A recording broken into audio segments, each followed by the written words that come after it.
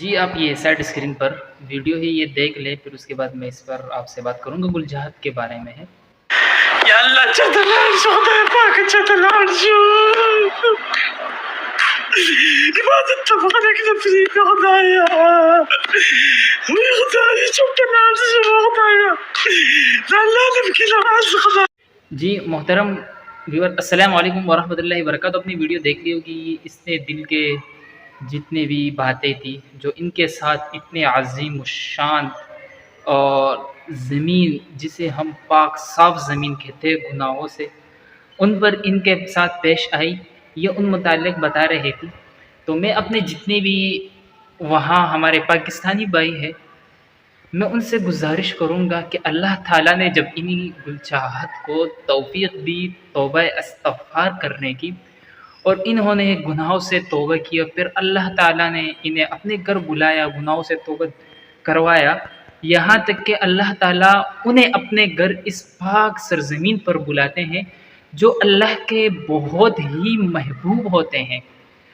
اس کے علاوہ یہ وہاں گئی، انہوں نے وہاں توبہ استغفار کیا، اپنے بال چوڑے کروائے، یعنی ان جیسے لوگوں کے لیے جو ابتدائی میں دور جہالت ہم کہیں گے، ان کے جو دور جہالت میں تو ان میں یہ گناہ کرتی تھی، ان میں یہ بال رکھنا انہی کی وجہ سے، اسی بالوں کی وجہ سے، اس طرح فیشنوں کی وجہ سے یہ پیسہ کماتی تھی، خوب ایک مشہور ہو چکی تھی، کافی لوگوں نے پہچان لیا۔ پھر اس کے بعد انہوں نے توبہ استغفار کیا اللہ کے دربار میں حاضر ہو کر، لیکن اس کے باوجود کچھ شریر لوگ ایسے تھے جنہوں نے انہیں اس پاک سرزمین پر بھی نہیں چھوڑا۔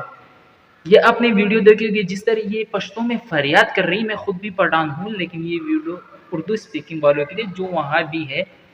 تو یہ انہوں نے وہاں جب توبہ استغفار کیا، کچھ لوگوں نے انہیں چھیڑا، تو میں ان لوگوں سے یہ کہوں گا کہ کل آپ نبی اکرم صلی اللہ علیہ وآلہ وسلم کے سامنے کیسے پیش ہوں گے، اللہ کے سامنے آپ کیسے پیش ہوں گے کہ آپ اتنی پاک صاف سرزمین پر گئے ہو جہاں اللہ تعالیٰ نے آپ کو پسند کیا اور وہاں بلایا کام کے لیے، وہاں آپ کو حلال کمانے کے لیے بلایا، اور اس کے علاوہ آپ اس طرح کی حرکتیں کریں جو قوم لوط کیا کرتی تھی، اس سے پہلے کہ قوم زنا کیا کرتی تھی، آپ اس طرح کے سرعام مسجد حرم کے سامنے یا مسجد نبوی کے سامنے آپ اپنے زبان سے یہ الفاظ نکالتے کیسے ہیں؟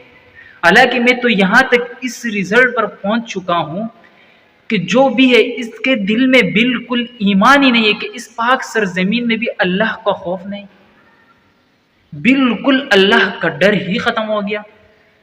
حالانکہ اس وقت اللہ کا شکر ادا کرے، جو بھی یہ لوگ تھے جتنے بھی تھے، کہ اللہ کا شکر ادا کرے کہ اللہ نے زمین کو نہیں پاڑا، تمہیں زمین کے اندر نہیں دسا، آسمان سے تمہارے اوپر آگ نہیں پھینکی، تمہیں آگ کے ذریعے راگ نہیں کیا گیا، اللہ تعالیٰ نے پھر بھی تمہیں موقع دیا، مہلت دی، معاف کیا۔ اس کے باوجود بھی اگر آپ اس طرح کی حرکتیں کرتے ہیں تو آپ اپنی آخرت کی فکر کریں، کیونکہ اگر یہی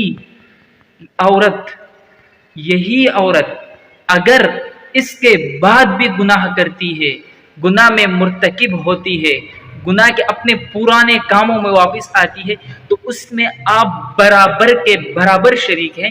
کل رب کے سامنے حاضر ہو کر آپ کو بھی اس کا جواب دینا ہوگا۔ نبی پاک صلی اللہ علیہ وآلہ وسلم سے آپ شفاعت کا مطالبہ کیسے کریں گے؟ ان کے سامنے بھی آپ نے آنا ہوگا، ان کا بھی آپ کو سامنے کرنا ہوگا، لیکن کس شرمندگی کے آنکھوں سے آپ نبی کا دیدار کریں گے، اللہ کا دیدار کریں گے؟ اپنے گھر والوں سے کیسے آپ آنکھیں روز قیامت ملائیں گے؟ اپنے بیٹیوں سے کیسے ملائیں گے؟ اپنے ماؤں سے کیسے ملائیں گے؟ اپنے بیگمات سے کیسے ملائیں گے؟ اپنے بہنوں سے کیسے ملائیں گے؟ اپنے بھائی، چاچا، والد، دادا، جتنے بھی پڑوس اڑوس کے لوگ ہیں، ان سے آپ کیسے کل آنکھ ملائیں گے؟ آپ نے اتنے بھی اللہ کا خوف نہیں کیا۔ میرے بھائیوں، میں آپ سے پھر بھی گزارش کرتا ہوں، ایک مختصراً سی درخواست کرتا ہوں کہ آپ توبہ استغفار کریں، اللہ کے سامنے گر گڑائیں، روئے، اور اس چیز پر نناوت ہو اللہ کے سامنے کہ اللہ تعالیٰ اس لیڈیز کو، یہ جو جنہوں کی دل کی فریاد آپ نے سنی، انہیں واپس اس گناہ میں مرتکب نہ کریں، کیونکہ اس میں آپ کا برابر کا حصہ ہے۔ بس یہ میری ایک مختصراً سی ویڈیو تھی ان لوگوں کے لیے جو اتنی غلط ذہن لے کر کہ حرم میں بھی اس طرح کے کام کرتے ہیں، مکہ مدینے میں بھی اسی طرح کے کام کرتے ہیں، ان کے لیے ہے۔ اللہ تعالی ہمیں اس باتوں پر عمل کرنے کی توفیق عطا فرمائے۔ والسلام۔